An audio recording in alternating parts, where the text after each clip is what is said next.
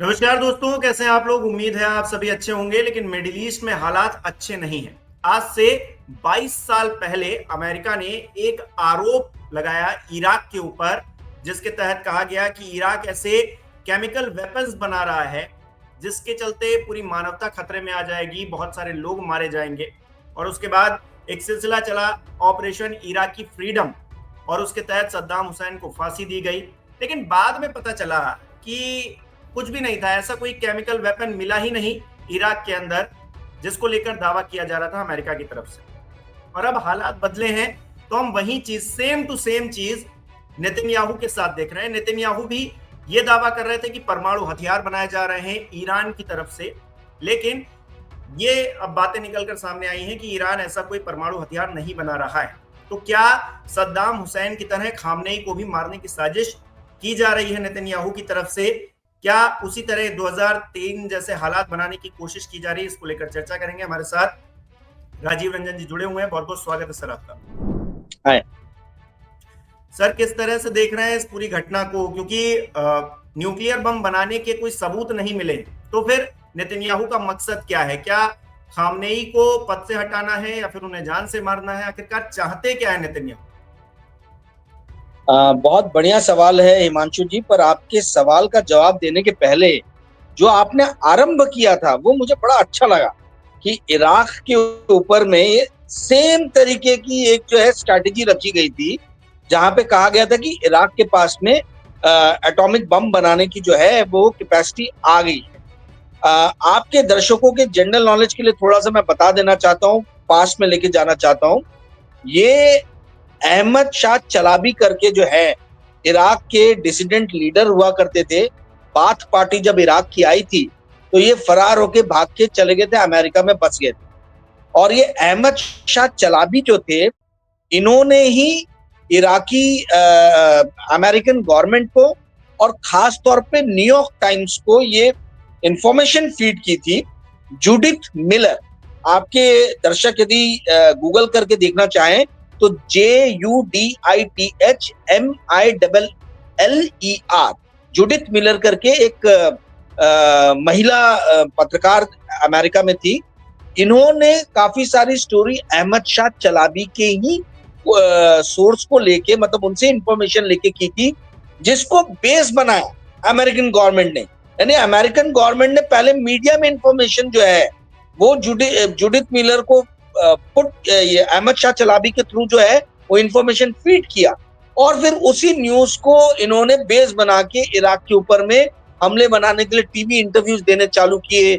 Scooter Libby हो, या जो अमेरिका के वाइस प्रेसिडेंट जो थे जॉर्ज बुश के अंडर में, डिक चेनी वो हो, या डोनाल्ड रम्सफेल्ड हो डिफेंस सेक्रेटरी, इन सब लोगों ने तमाम तरीके के इंटरव्यूज दिए उस न्यूज़पेपर की रिपोर्ट के बेसिस पे जो इन लोगों ने खुद ने ट्वीट किया था अहमद शाह चलाबी के।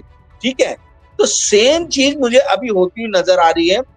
प्रॉब्लम यह है कि ये अपने आप को डेढ़ शाना और बाकियों को बहुत बेवकूफ समझते हैं, चाहे इजराइल हो चाहे अमेरिका हो। मतलब इनको ये लगता है कि ये कुछ भी इंफॉर्मेशन दे देंगे और पब्लिक उसको मान लेगी। ईरान ने जो पलट के वार किया है, उस वार से इनको एक समझ तो आ गई है कि भाई हर किसी को जो है आप सद्दाम हुसैन, इराक या फिलिस्तीन ना समझे। इन्होंने सद्दाम हुसैन को पहले कमजोर किया, उसके सारे वेपन्स छीने, उसकी न्यूक्लियर एटॉम बम बनाने की कैपेबिलिटी को डिमिनिश किया, खत्म किया, और उसके बाद जो है इराक पे हमला किया। इन्होंने, ईरान ने सद्दाम हुसैन और लीबिया के मैमूर गद्दाफी के साथ भी इन्होंने यही किया था। इन दोनों से सबक सीख लेके ईरान ने कभी भी जो है वो अपने आप को कमजोर होने का जो है उस झांसे में नहीं पड़ा। ऑफ कोर्स ईरान ने इंटरनेशनल एटॉमिक एनर्जी एजेंसी जो है उसको टाइम टू टाइम अपने कंट्री में इनवाइट करके इंस्पेक्शन कराया है। नॉन प्रोलिफरेशन ट्रीटी एनपीटी के नियम के तहत जो भी एनरिचमेंट पॉसिबल है उस लेवल तक किया है। ये बार बार उनके फॉरेन मिनिस्टर और दूसरे लीडर्स बोल रहे हैं, और ये देखने में आ रहा है कि नेतन्याहू 2006 से कंटिन्यूअसली ये बोले जा रहे हैं कि 3 महीने में बना लेगा ईरान बॉम्ब, तो कभी 6 महीने में बना लेगा, तो कभी 2 हफ्ते में बना लेगा। ईरान बॉम्ब बनाने के बहुत करीब है। मैं सवाल ये पूछना चाहता हूं कि जब पाकिस्तान एटम बॉम्ब रख सकता है, ठीक है, तो ईरान क्यों नहीं रख सकता? ईरान तो बहुत पुरानी सभ्यता है और काफी ज्यादा जो है वो मुल्क जो है वो काफी सभ्य मुल्क है और जिम्मेदार मुल्क है। इजराइल के ऊपर में क्यों नहीं आईए जो है वो वहां जाके इंस्पेक्शन करता है, क्यों ईरान में इंस्पेक्शन करता है? यदि इजराइल एटम बम बनाने के लिए कैपेसिटी रख सकता है या टेक्नोलॉजी इकट्ठी कर सकता है, तो ईरान क्यों नहीं कर सकता? सवाल ये है। तो मेरा कहने का अर्थ ये है कि ये तो वन साइडेड नीति दिख रही है। आप जबरदस्ती ईरान को जो है, जैसे आपने इराक को, जैसे आपने लीबिया को कमजोर किया, महमूर गद्दाफी और सद्दाम हुसैन को आपने हटाया, उसी तरीके से आप प्रयास वो ईरान के साथ कर रहे हो। देखिए आज की सभ्यता में जो है वॉरेन मैं नाम भूल रहा हूँ राइटर का, सैमुअल हैटिंगटन, इन्होंने लिखा था, सैमुअल हैटिंगटन ने क्लैशेस ऑफ सिविलाइजेशन करके किताब, ठीक है, क्लैश 1990s में बहुत फेमस हुई थी वो किताब। उसके अंदर में उन्होंने यही बताया था कि एक तरफ ईसाई धर्म और दूसरी तरफ मुस्लिम धर्म, इनके बीच में ही क्लैशेस आगे आने वाले टाइम में होने वाले। वहीं फ्रांसिस फुकुयामा करके और बहुत फेमस एक पॉलिटिकल साइंटिस्ट है, अमेरिका के साइंटिस्ट हैं, उन्होंने किताब लिखी थी सभ्यता का अंत, एंड ऑफ द सिविलाइजेशन। उसमें उनका कहना था कि जितनी कंट्रीज जो आज की डेट में नॉन डेमोक्रेटिक है, नॉन कैपिटलिस्ट है, वो सारी कंट्री जो है वो कैपिटलिज्म और डेमोक्रेसी को अडॉप्ट करेगी और यही प्रोसेस जो है ये आगे आने वाले दिनों में होने वाला है। जबकि हमने देखा कि आज जो वर्ल्ड की सुपर पावर है China, that is not a democratic country, और बहुत सारी कंट्रीज ऐसी हैं जो नाम भर की डेमोक्रेसी है, पर वहां पे 20-20, 25-25 साल से एक ही पार्टी और एक ही आदमी का शासन है। चाहे वो आप तुर्की ले ले, चाहे आप वो रशिया ले ले, चाहे आप वो हंगरी ले ले, यहाँ पे हर जगह एक जैसा ही हाल, ठीक है। तो दिखाने भर के लिए डेमोक्रेसी है। तो ये जो क्लैशेस ऑफ सिविलाइजेशन और जो ये एंड ऑफ सिविलाइजेशन, ये जो 2 किताबें लिखी गई थी, इसी के तर्ज पे पूरा का पूरा जो है वेस्टर्न पॉलिटिकल आइडियोलॉजी जो है ये चला है। आप जो पूछ रहे हैं कि नेतन्याहू जी क्या चाहते हैं, क्या वो खत्म कर देना चाहते हैं खamenei को, वो तो उन्होंने क्लियरली बोला कि मैं इस रिजीम चेंज चाहता हूं और इस व्यक्ति को जीने का कोई अधिकार नहीं है। जो 86 साल का व्यक्ति है, ये उनको मारना चाहते हैं। अब यदि खamenei भी ये ठान ले कि भाई इनको जीने का कोई अधिकार नहीं नेतन्याहू को, तो ये तो मतलब 2 नेशन नहीं 2 इंडिविजुअल के बीच के फाइट हो जाएगी। तो इस तरीके के बयान जो नेतन्याहू जी दे रहे हैं as a head of state, ये अपने आप में मुझे लगता है कि ये डिप्लोमेसी और ये स्टेट्समैनशिप के बहुत खिलाफ है। और खास तौर पे जो पिछले 2 साल से हम देख रहे हैं, अक्टूबर 2023 के बाद से जिस तरीके से फिलिस्तीन में, गाजा में, वेस्ट बैंक में हमने देखा कि मतलब बमबारी, मतलब बम मार के पूरी जगह को जो है चौपट कर दिया गया। हजारों बच्चे, हजारों महिलाएं, हजारों बूढ़े व्यक्ति मारे गए। ये एक नृशंस हत्या है, ये आप समझिए, मतलब ये जेनोसाइड है बेसिकली। तो आप खुद जेनोसाइड कर रहे हो और फिर आप बोल रहे हो कि नहीं ईरान के अंदर में हम रिजीम चेंज करना चाहते हैं। ये एक बहुत ही विकृत मानसिकता की जो है ये शो करता है। और आज की स्थिति में नेतन्याहू जो है वर्ल्ड की पीस के लिए बहुत बड़ा एक खतरा बन गया। जी हिमांशु। राजीव जी क्या नजर आता है, क्योंकि खामनेई की अगर जान चली भी जाए, मान लीजिए किसी की जान नहीं जानी चाहिए, हम भी ये कामना नहीं करते हैं कि किसी की भी जान जाए, लेकिन खामनेई की अगर जान चली जाती है तो नेतन्याहू को क्या मिलेगा? कुछ नहीं मिलेगा। ये ईगो है, ये आदमी दिखा रहा है कि कितना ईगो है इसके अंदर में। ईरान देखिए अब खामनेई के पीछे खड़ा हो गया, और ना केवल ईरान के लोग बल्कि चाइना, रशिया, तुर्की, आई मीन वर्ल्ड ओवर से सपोर्ट मिल रहा है ईरान को। तो जो ईरान पहले अलग थलग चल रहा था, जिसके ऊपर में तमाम तरीके के सैंक्शंस लगे थे, ये बुर्बक आदमी ने, बेवकूफ इंसान ने, नेतन्याहू ने, वो पूरे जो अलग थलग चल रहा था ईरान, उसको फिर से मेन स्ट्रीम में ला दिया है। और अब पता चल रहा है कि कितना ज्यादा सपोर्ट जो है वो ईरान को है खामनेई को, क्योंकि पहला अटैक जो है वो इजराइल ने किया। आप ऐसे गुंडागर्दी से जो है यूनाइटेड नेशन बनने के बाद में ये जो गुंडाई जो है, ये जो गुंडागर्दी है कि आप कहीं पे भी अटैक कर दो, कहीं के भी न्यूक्लियर साइंटिस्ट को मार दो, कहीं की भी बिल्डिंग पे बम गिरा दो, जहां पे इन्होंने जनरल और न्यूक्लियर साइंटिस्ट को मारा वहां और सिविलियंस रहते थे। तो आप तो दूसरे के देश में जाके सिविलियंस रेसिडेंशियल एरियाज पे बम गिरा रहे हो और अपने इधर गिर रहे, तो आप जो है घड़ियाली आंसू बहा रहे हो कि हम जो है आपने बच्चों को और महिलाओं को मारा है, आपको जो हम छोड़ेंगे नहीं। अरे आप भी तो वही कर रहे हो, आप भी तो वही कर रहे हो। और आपने गाजा में, वेस्ट बैंक में क्या किया? आपने निरंतर हत्याएं की। यूनाइटेड नेशंस के बोलने के बावजूद भी, तमाम मुल्कों के बोलने के बावजूद भी, यहाँ तक कि बाइडेन, तो अमेरिका जो सबसे बड़ा इनका सपोर्टर है, बाइडेन एडमिनिस्ट्रेशन तक की बात को जो है वो इन्होंने नजरअंदाज किया नेतन्याहू ने। इसलिए मैंने कहा कि ये वर्ल्ड पीस और वर्ल्ड स्टेबिलिटी के लिए आज की डेट में बहुत बड़ा खतरा बन गया है। और ये जो बार बार कही जा रही है बात कि भाई ईरान में रिजीम चेंज होगा, डेमोक्रेसी आ जाएगी तो सब कुछ ठीक हो जाएगा।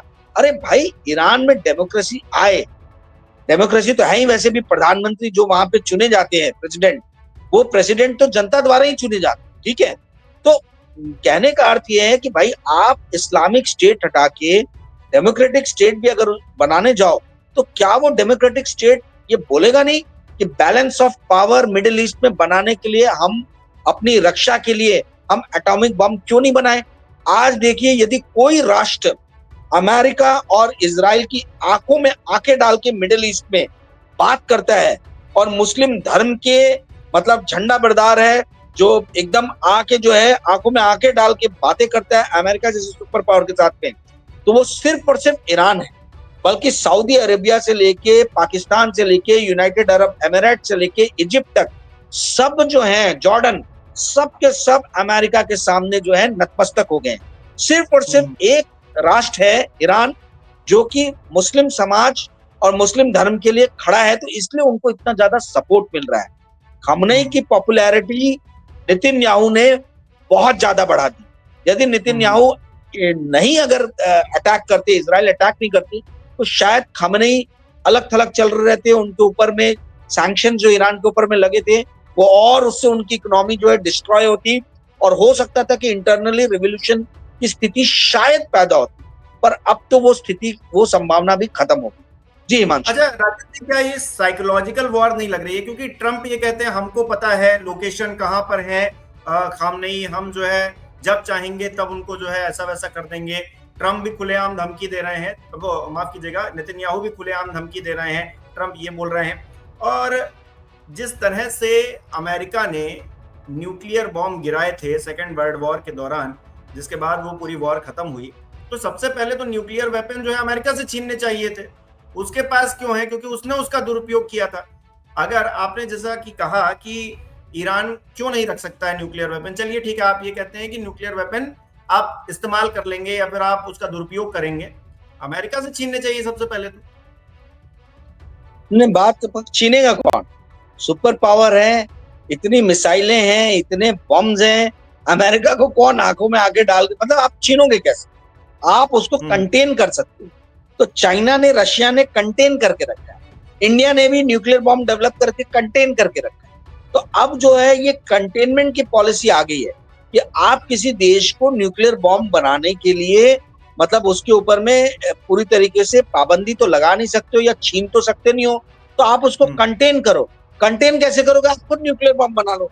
ईरान को यह समझ में आ रहा होगा कि इजराइल जब चाहे तब न्यूक्लियर बॉम्ब जो है अमेरिका से ले सकता है, मिल सकता है, या अमेरिका से सपोर्ट मिल सकता है उस चीज को डेवलप करने के लिए।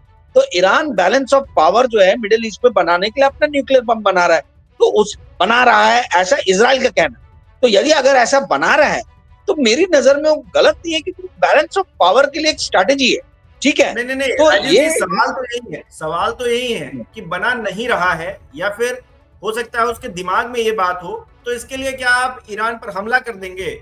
600-700 लोगों को जो है, जो जिनकी मतलब गलती उसमें से 10% शायद लोगों की हो, जो सेना से जुड़े हो या फिर जो वॉर में एक्टिवली जुड़े हुए हैं, बाकी सब तो निर्दोष है ना, उनकी मौत हो रही है। एग्जैक्टली। तो यही बात तो चाइना ने कही कि भाई आप ये ऐसे गुंडाई नहीं कर सकते, आप किसी देश की सोवरेनिटी के ऊपर में हमला नहीं कर सकते। रशिया ने वही बात कही, यूनाइटेड नेशन में इस चीज के ऊपर में तुरंत जो है वो बैठक की गई। दुख की बात यह है कि भारत ने उसका बहिष्कार किया, भारत ने उसके अंदर में कोई जो है वो ईरान को सपोर्ट नहीं किया, जिसके लिए जो है बहुत ज्यादा मतलब, क्योंकि ईरान जो है ब्रिक्स का मेंबर है, ईरान जो है शंघाई कोऑपरेशन ऑर्गेनाइजेशन एससीओ का मेंबर है, इंडिया भी ब्रिक्स का मेंबर है, इंडिया भी एससीओ का मेंबर है। तो उम्मीद ऐसी की जा रही थी कि शायद इंडिया जो है वो सपोर्ट करेगा। ईरान ने टाइम टू टाइम इंडिया को सपोर्ट किया है, पर चूंकि ऑपरेशन सिंदूर में और मोदी सरकार आने के बाद से इजराइल ने टाइम टू टाइम मोदी सरकार की बहुत हेल्प की है, मदद की है, तो उस कारण से जो है ये मुझे लगता है कि हमारी सरकार ने जो है इसमें बहुत ज्यादा बढ़ चढ़ के ईरान की तरफ से कोई प्रयास या आवाज नहीं लगाई है। चाइना और रशिया कंटिन्यूसली इस चीज को सपोर्ट कर रहे हैं। देखिए, इस बात को समझिए, सिर्फ और सिर्फ अमेरिका के कारण इजराइल बचा हुआ है। यूनाइटेड नेशन में हर ऐसा मामला जब आता है तो वीटो कर देता है यूएसए के वीटो के कारण जो है इजराइल के अगेंस्ट में कोई आम सहमति नहीं बन पा रही है। और जब ये ईरान पे आता है तो चाइना और रशिया जो है वो ईरान को समझाने का प्रयास करती है, परंतु सवाल ये है कि ये इजराइल और नेतन्याहू को कौन समझाए। बाइडेन एडमिनिस्ट्रेशन के बार बार कहने के बावजूद भी इन्होंने बात को नहीं सुना। हार्वर्ड जैसी यूनिवर्सिटी में जहां इंटेलेक्चुअल्स का जो हब है वहां पे लोगों ने आंदोलन कर दिया, छात्रों ने आंदोलन कर दिया, प्रोफेसर्स ने आंदोलन कर दिया कि भाई आप ये जेनोसाइड गाजा में बंद कीजिए, पर नेतन्याहू रुके क्या? नेतन्याहू तो रुके नहीं।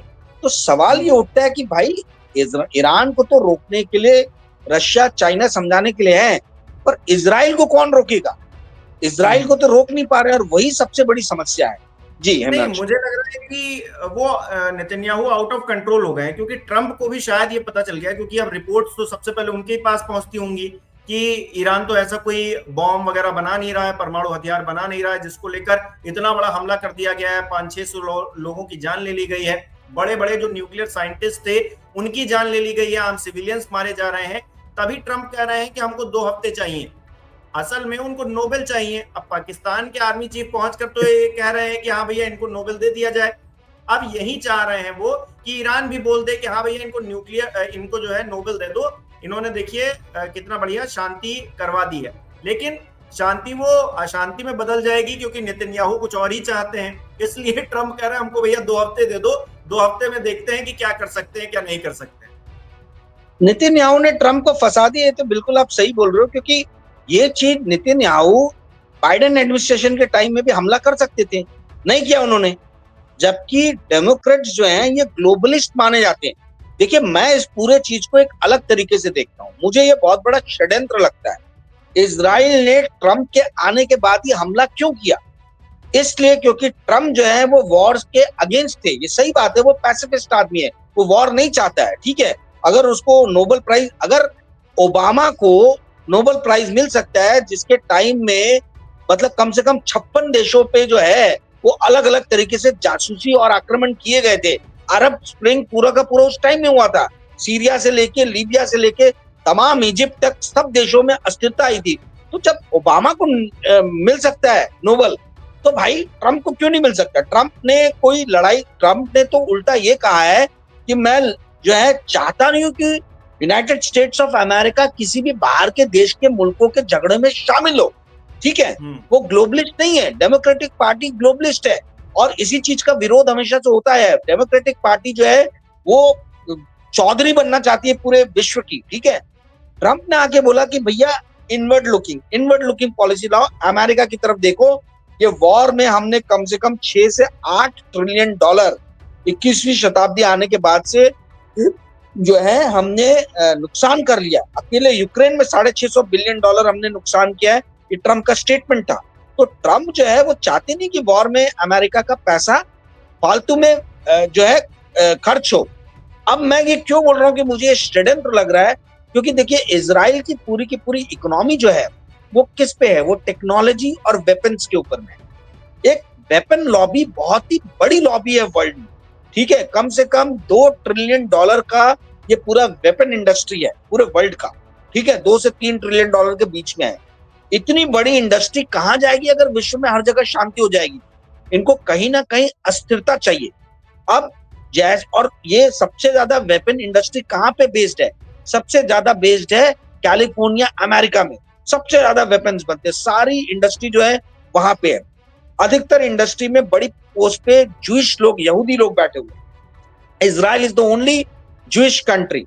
तो ये जब आके अमेरिका का प्रेसिडेंट बोलता है कि मैं अब वॉर नहीं करना चाहूंगा, तो जाहिर सी बात है कि जो ये आर्म्स लॉबी है, जो ये वेपन इंडस्ट्री है, ये हैरान परेशान हो जाएगी। तो ये क्या करेगी? इनको अस्थिरता लाने के लिए तो एक ही जगह है, वो है मिडिल ईस्ट। तो मिडिल ईस्ट में अस्थिरता लाने का इन्होंने प्रयास किया, और उसके सबसे बड़े झंडा बरदार जो है वो मेरे को लगता है नेतन्याहू जी है, क्योंकि टाइम टू टाइम जो है इनको पता नहीं रह रहा है कि क्या इनका फितूर जागता है कि ये कभी फिलिस्तीन, कभी गाजा, कभी सीरिया, कभी मतलब लीबिया, कहीं ना कहीं जो है गोलान हाइट्स, लेबनान, यहाँ पे इनके हमले जारी रहते हैं। और इस बार इन्होंने सीधा शेर की मान में हाथ डाल दिया। तो ये जो चीज है, ईरान से डायरेक्टली टक्कर लेना, ये इसका फायदा सिर्फ और सिर्फ एक ही इंडस्ट्री को होते हुए मैं देख रहा हूं, और वो है वेपन इंडस्ट्री। और ये वेपन इंडस्ट्री जो है ये अमेरिका में बहुत स्ट्रांग है। कैलिफोर्निया के अंदर में डेमोक्रेटिक, आपको मालूम है डेमोक्रेटिक पार्टी का ही कब्जा है कैलिफोर्निया में, ठीक है। मेरा सिंपल ये सवाल है कि भाई नेतन्याहू जी ने बाइडेन एडमिनिस्ट्रेशन, डेमोक्रेटिक गवर्नमेंट के टाइम में क्यों नहीं हमला किया? इन्होंने हमला, ट्रम्प जिसने आके बोला कि भाई मैं ग्लोबलिस्ट नहीं बनना चाहता हूं, मुझे हटना है, तो आपने तब जाके हमला किया। ये अपने आप में कई सवाल खड़े करता है हिमांशु जी। और आपने जो बोला 2 हफ्ते का टाइम क्यों लिया, मैं थोड़ा सा आपको हिस्ट्री में आपके दर्शकों को लेके जाना चाहता हूं। 1980 अप्रैल में जिमी कार्टर ने, जब 1979 में यूएस एम्बेसी पे जब ईरान के स्टूडेंट्स ने कब्जा किया और वहां के शायद 55 या 65 कुछ लोगों को बंदी बनाया, तब अप्रैल 1980 में जिमी कार्टर ने एक ऑपरेशन किया था, ऑपरेशन ईगल क्लॉ, जहां तक मुझे नाम ध्यान में आ रहा है। ऑपरेशन ईगल क्लॉ का काम ये था कि वो अपने सारे एम्बेसी के लोगों को छुड़ा के लाएंगे। ये उस टाइम के जो इनके डिफेंस सेक्रेटरी थे हार्वर्ड ब्राउन, इनके जो फॉरेन सेक्रेटरी थे मेरे ख्याल से वैंस थे, सम वैंस, साइरस वैंस, और जो इनके सबसे इंपॉर्टेंट ऑफिशियल थे जिमी कार्टर के जो सबसे क्लोज थे, नेशनल सिक्योरिटी एडवाइजर ब्रेजिंस्की। तो ये ब्रेजिंस्की, हार्वर्ड ब्राउन और साइरस वैंस, इन तीनों ने मिलके जो है वो ऑपरेशन ईगल क्लॉ जो है वो ऑपरेशन अनफानन में किया था। और वो ऑपरेशन फेल हो जाने के कारण जिमी कार्टर का एडमिनिस्ट्रेशन जो है उसके बाद उसका ग्राफ भयानक नीचे गिरा था, और रोनाल्ड रेगन की वापसी रिपब्लिकन पार्टी की वापसी हुई थी। रोनाल्ड रेगन 1980 के नवंबर के इलेक्शन में जीत गए। तो कहने का अर्थ है कि मुझे लगता है कि अगर अमेरिका कुछ करना भी चाहे तो टाइम लेके प्रिपरेशन करके करना चाह रहा है, वो कोई फेल्ड ऑपरेशन में घुसना नहीं चाहता होगा, ये भी हो सकता है। जी हिमांशु। राजू जी, हम लोग हजारों किलोमीटर दूर बैठे हैं, मिडिल ईस्ट में वॉर का पूरा सिचुएशन बना हुआ है। भारत इसे किस तरह से देखे? क्योंकि सोनिया गांधी जो कि पूर्व अध्यक्ष रह चुकी हैं कांग्रेस पार्टी की, वो उन्होंने एक द हिंदू में आर्टिकल लिखा है। उस आर्टिकल में वो ईरान का सपोर्ट करो इस तरह की बात कर रही हैं, और प्रधानमंत्री नरेंद्र मोदी की जो सरकार है उससे स्पष्ट तौर पर कदम उठाने या आवाज बुलंद करने की बातें कर रही हैं। क्या हमें एक तरफा होकर ईरान को सपोर्ट करना चाहिए, या फिर हमको भी वेट एंड वॉच की परिस्थिति में आकर, क्योंकि ऐसा तो है नहीं कि इजराइल से हमारी कोई लड़ाई है, और लड़ाई लड़ना हमारे लिए मतलब जरूरी भी नहीं है, हम उनसे क्यों ही लड़े। तो ईरान का सपोर्ट करके कहीं ऐसा तो नहीं होगा कि नेतन्याहू के साथ या फिर जो इजराइल है उसके साथ हमारे रिश्ते खराब हो जाएंगे? मतलब आप इस चीज को किस तरह से भारत देखे? देखिए, हमको डायरेक्टली तो सपोर्ट किसी भी कंट्री को नहीं करना चाहिए। मॉरल सपोर्ट आप करो, पर आप जो है डायरेक्ट सपोर्ट मत करो। यूनाइटेड नेशन में मेरा ऐसा मानना है। अब सोनिया गांधी ने इसलिए कहा क्योंकि कांग्रेस का बहुत बड़ा जो एक वोटिंग बेस है वो मुस्लिम जो वोटर्स हैं वो है, तो उनको अपने सपोर्ट बेस को, अपनी कंस्टिट्यूएंसी को खुश करना है, घरेलू कंस्टिट्यूएंसी जो है। तो इसके लिए शायद वो कह रही है कि भैया हमको ईरान का सपोर्ट करना चाहिए। वैसी जो बीजेपी है इसका सबसे बड़ा वोटिंग कंस्टिट्यूएंसी है राइट विंग हिंदू आइडियोलॉजी मानने वाले लोग, और वो पूरी तरीके से जो है वो इजराइल के फेवर में। तो ये बात एकदम स्वाभाविक है कि भारत खुद इस टॉपिक के ऊपर में विभाजित है, पर चूंकि जो शासक वर्ग है, जो पार्टी जो शासन कर रही है, वो राइट विंग आइडियोलॉजी को मानती है, तो इसलिए वो इजराइल के साथ में जा रही है, जिसको देख के सोनिया गांधी जी और कांग्रेस के लीडर्स का चिंतित होना लाजमी है। परंतु मेरा मानना यह है कि ना तो हमको राइट विंग के साथ जाना चाहिए और ना ही हमको जो है ईरान के साथ कंप्लीटली जाना चाहिए। हमको चाइना जैसा रोल निभाना चाहिए। चाइना देखिए क्लियर कट है, वो आपको कहीं भी दिख नहीं रहा है। वो भले ईरान को सपोर्ट कर रहा है, बट कहीं भी स्टेटमेंट नहीं आ रहे, कुछ भी नहीं आ रहा। तो और यही चीज हमने यूक्रेन रशिया वॉर में भी देखा। इंडिया को चाइना की डिप्लोमेसी से बहुत कुछ सीखने की जरूरत है। कई बार शांत रह के भी आप बहुत कुछ बोल जाते हो, तो ये वक्त है शांत रह के आप बोल जाओ और किसी भी तरीके से देश के हितों का जो है वो हितों पे नुकसान ना हो, ये हमको पहले ध्यान में रखने की जरूरत है। हमें कोई ना इजराइल की गोदी में बैठने की जरूरत है, ना हमें ईरान की गोदी में बैठने की जरूरत है। जी हिमांशु। बिल्कुल राजू जी, बहुत बहुत धन्यवाद, आपने इतना समय दिया। और अब देखिए क्या होता है, हमारे दर्शक हमें कमेंट करके बताएं कि वो इस पूरे विषय को किस तरह से देख रहे हैं। नेतन्याहू जिस तरह से आक्रामक हैं, ईरान भी झुकने का नाम नहीं ले रहा है, अमेरिका 2 हफ्ते का समय मांग रहा है, और इन सब के बीच में खबर ये आ रही है कि ईरान ने न्यूक्लियर बम नहीं बना रहा है, बना रहा है, इस बात के कोई सबूत नहीं मिले हैं। तो ऐसे में कहीं ना कहीं पूरा पेच फंसता हुआ दिखाई दे रहा है। नेतन्याहू की मंशा क्या है, इस पर सवाल खड़े हो रहे हैं। आप क्या सोचते हैं, कमेंट करके जरूर बताइए।